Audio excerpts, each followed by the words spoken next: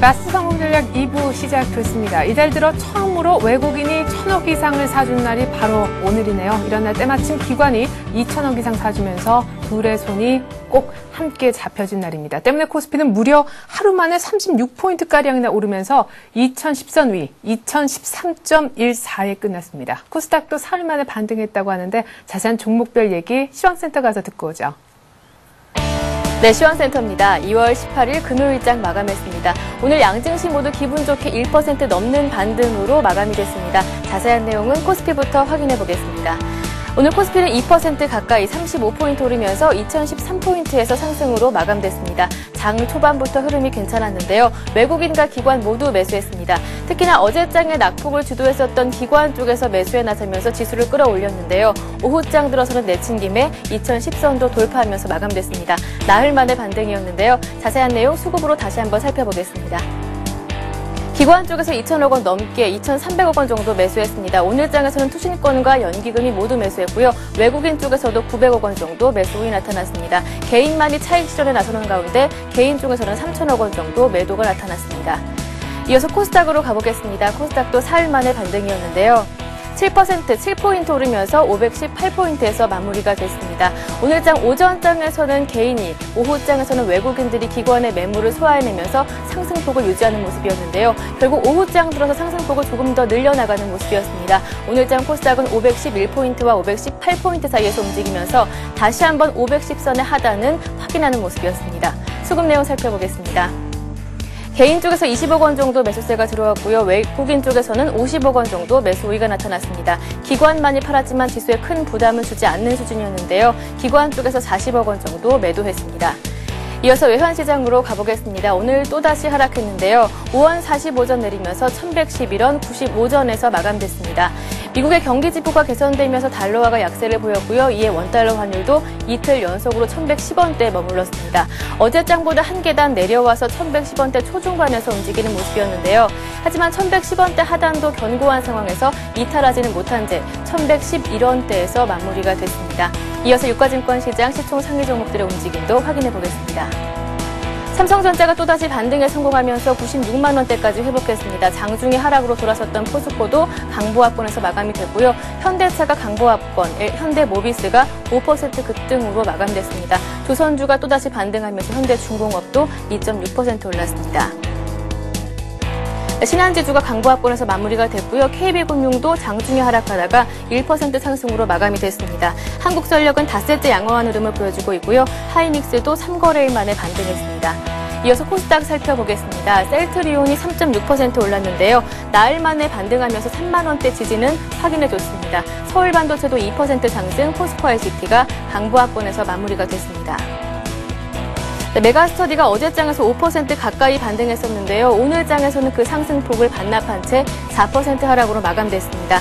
이틀 연속으로 크게 내렸었던 GS홈쇼핑은 외국계 매수에 반등을 했는데요. 현재 태용이 강보합권에서 마무리가 됐습니다. 네, 이어서 특징 테마주 살펴보겠습니다. 대부분의 업종들이 반등을 했는데요. 어제장 낙폭이 가장 심했었던 건설주들은 오늘장 가장 많이 올랐습니다. 9거래일 만에 반등했는데요. GS건설이 5.8% 올랐습니다. 대림산업도 7% 급등했고요. 삼성물산도 6.7% 올랐습니다. 부도설에 급락했었던 지능기업도 효성에서 지원 소식이 나오자 하한가는 연한 상태입니다. 이어서 조선주 한번 살펴보겠습니다. 최근 흐름이 좋지 않았는데요. 3거래일 만에 반등했습니다. 삼성중공업이 6% 급등했습니다. STX 조선해양도 8%대로 올랐고요. 대우조선해양도 5.7% 오르면서 조선주들은 동반해서 상승했습니다. 뿐만 아니라 화학주들도 저가 매수세가 유입되면서 반등에 성공했습니다. 기관 쪽에서 집중적으로 매수했는데요.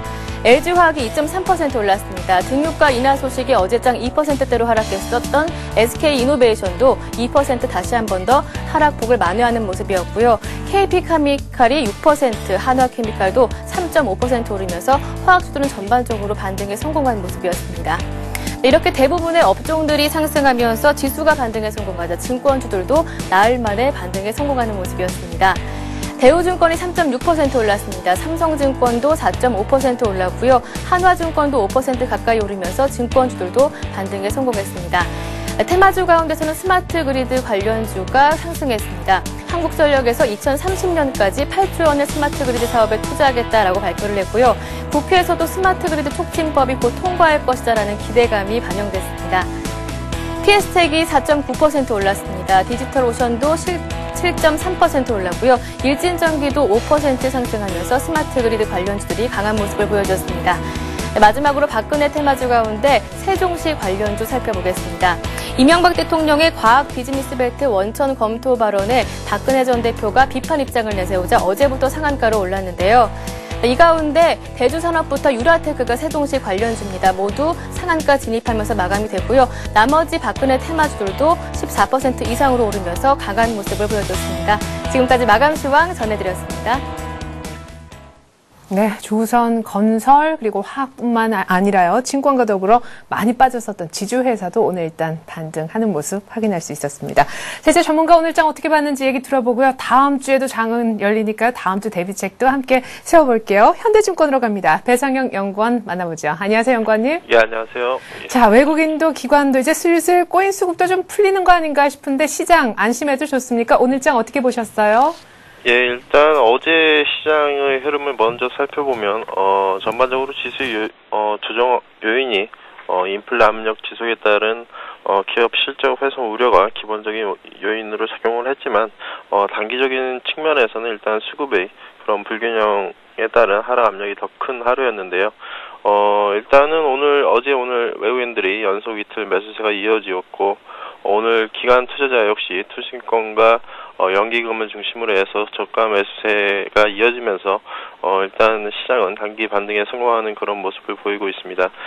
일단 이머징 마켓 내에서도 브라질이나 인도와 같은 주요 이머징 국가들의 동반 반등 국면이 이어지고 있다는 점에서 일단 시장의 흐름은 기술적인 반등 흐름은 좀 더 이어질 가능성이 있다고 볼 수가 있겠고요. 오늘 같은 경우에는 일단 낙폭이 컸던 조선이나 건설과 같은 종목들 중심으로 해서 일단 반등이 빠르게 진행된 하루였습니다. 일단 단기적으로는 짧게는 기술적인 반등이 좀 더 이어질 것으로 예상을 하고 할 수는 있겠지만 여전히 인플레 우려가 지속되면서 기술적인 반등 국면 이후에 재발락할 가능성도 배제할 수는 없기 때문에 당분간은 변동성 확대를 염두에 둔 시장 대응이 좀 더 유리하지 않을까 그렇게 판단하고 있습니다. 네, 오늘 뭐 이렇게 30포인트 이상 올랐다고 하여서 마냥 좋아할 일만은 아니고 역시 이런 기간 조정, 변동성 확대 국면은 조금 더 이어질 것이다 이렇게 예상을 하시는 것 같습니다. 잠깐 해외 변수도 좀 짚어봤으면 좋겠습니다. 뉴욕 쪽에서 지표가 간밤에 쏟아졌었는데 무엇보다 경기 선행지수라든가 물가 지표 어떻게 보셨는지 궁금하고요. 이번 주말에 당장 어떤 지표가 나오는지도 듣고 싶어요. 예, 전반적으로 지금 이머징 마켓은 상당히 물가 상승 압력이 커지고 있는 상황이지만 아직까지 미국의 그런 선진국 쪽에서는 물가 상승 압력이 크지는 않은 상황이고요. 상대적으로 제조업 지수 등 주요 전반의 경기 회복을 나타내는 지표들이 빠른 개선세가 이어지고 있기 때문에 미국 증시 상승세도 계속적으로 이어지고 있습니다. 일단 오늘은 미국 내에서 특별한 경제지표 발표는 없고요. 버넌키 의장의 연설이 하나가 있는데 일단 주제는 글로벌 불균형과 금융 안정성에 대해서 일단 연설을 할 계획입니다. 따라서 주식시장 입장에서는 이전에 그런 버넌키 의장의 코멘트를 참고를 했을 때에는 일단 긍정적인 시장 반응이 좀 더 이어질 것으로 예상을 할 수가 있겠고요. 이번 주말에 G20 회담이 열리는데 최근 CRB 지수나 국제유가 등 상품 가격이 급등을 하면서 최근 이번 의제에서 식량 가격 급등에 대한 문제도 언급될 것으로 현재 예상되고 있습니다. 다만 이러한 부분들에 있어서 이머징 마켓과 선진국 간의 그런 이해관계가 상충되는 부분들이 있기 때문에 구체적인 합의는 힘들 것으로 보고 있고요. 일단 원론적인 수준에서 어느 정도 합의가 진전이 된다 그러면 최근 그 원자재 가격 상승 등에 따른 불안 요인들을 어느 정도 심리적으로 완화시켜주는 그런 효과를 유인하지 않을까 그렇게 예상하고 있습니다. 그래서 일단 오늘 미국 시장의 경우 미국 시장의 흐름이 일단 개인적으로 좀 중요하다고 볼 수가 있겠는데요. 현재 나스닥 지수와 같은 경우에는 현재 07년, 그러니까 2007년 고점에 상당히 근접하는 흐름을 보이고 있습니다. 그래서 단기적으로는 일단 추가 상승이 예상되지만 기술적인 조정도 언제든지 나올 수는 있는 그런 시점으로 보시면 될 것 같고요. 오늘 미국 시장의 흐름이 양호하다 그러면 월요일 미국 시장이 휴장이기 때문에 우리 증시 흐름도 다음 주 초반에는 좀 더 기술적인 반등을 이어가는 국면이 되지 않을까 그렇게 예상하고 있습니다. 예. 자, 이제 우리 증시 얘기 다시 한번 해보죠. 오늘장 업종별로 특징을 보면은 그동안 많이 내렸던 업종, 너무 심하게 내렸다, 과매도 아니냐 했던 곳에서 급 반등이 일어났습니다. 때문에 지수도 덩달아 같이 올랐는데요. 지금 이러다 보니까 많이 빠졌기 때문에 많이 오르고, 그러면 계속해서 강한 업종은 어딘가, 주도주는 있는가, 뭐 이런 생각도 듭니다. 다음 주 전망 어떻게 밑그림을 그리고 계신지요? 예, 일단 전반적으로는 지수의 그런 변동성 확대 국면은 좀 더 이어질 수가 있겠습니다. 따라서 상승 시 추격 매수보다는 오히려 조정 시 분할 수점 매수 관점이 좀 더 유효하다고 볼 수가 있겠고요. 역시 중요한 측면들이 섹터별 대응이 될 수가 있겠는데 아직은 시장이 조정 국면이기 때문에 상대적으로 하방의 경직성이 확보될 수 있는 그런 섹터 쪽으로 접근하시는 것이 좀 더 유리하지 않을까 그렇게 판단하고 있습니다. 최근 역시 이제 시장의 상대적인 모멘텀은 국내 수출 모멘텀이 특별히 좋다라는 점과 미국 모멘텀이 유효하다라는 점 두 가지가 될 수가 있겠는데요. 그러한 모멘텀들을 고려했을 때는 역시 IT와 자동차 그리고 화학 섹터 중심으로 시장에 접근하시는 것이 좋을 것으로 보고 있고요. 단기적으로 낙폭이 컸었던 산업재 즉 오늘 반등 폭이 컸던 조선이나 건설, 기계업종의 경우에는 중국의 긴축 스탠스가 좀 더 계속적으로 진행될 수가 있기 때문에 일단은 단기적인 반등 관점에서 시장에 대응하시는 것이 좋을 것으로 그렇게 보고 있고요. 예, 최근 역시 이제 조정 장세가 계속적으로 진행되면서 역시 섹터나 지수보다는 또 오히려 종목별 세부적인 종목 대응이 좀 더 중요할 수가 있겠는데 이러한 조정 국면에서도 신고가 흐름을 내고 있는 고려 아이언이라든가 코오롱 인더 그리고 다음과 같은 시장 주도주에 한번 주목할 필요가 있어 보입니다. 네, 지수보다는 업종보다는 종목별 대응이 더 중요한 장이 지금 펼쳐지고 있다. 이런 얘기하시면서 고려아연, 코오롱인더 다음과 같은 신고가 내는 종목에 관심을 주문을 하셨는데요. 일각에서는 이런 얘기도 있습니다. 결국에는 반등은 어느 정도 지금 단기간에 굉장히 급하게 또 급락한 측면도 있기 때문에 낙폭 과대주하고 말씀하신 견주한 종목하고 포트폴리오 측면에서 보면 조금 믹스를 해야 맞지 않겠느냐는 의견에 대해서는 어떻게 생각하십니까? 예, 그런 부분들에 역시 동의하는 부분이고요. 예, 앞서 말씀드린 대로 여전히 시장이 조정 국면이 진행되고 있다라는 점에서 일단은 하방 경직성이 좋은 IT와 자동차 화학 섹터의 비중을 일단은 가장 높게 좀 보유하시는 것이 가장 좋을 것으로 보고 있고요.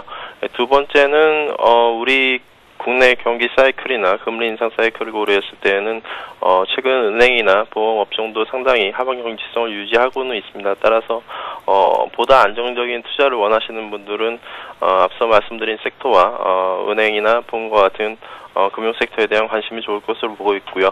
일단은 단기적인 주가의 변동성은 역시 상대적으로 낙폭이 컸었던 종목적으로 좀 빠르게 진행될 수가 있기 때문에 다소 공격적인 투자자분들은 산업재 섹터로 단기 대응이 좋을 것으로 보고 있습니다. 네, 하지만 산업재 섹터는 단기란 얘기를 오늘 여러 번 하셨습니다. 잘 들었습니다. 현대증권 투자 컨설팅 센터에 있는 배성영 연구원의 분석이었습니다. 고맙습니다. 네, 감사합니다.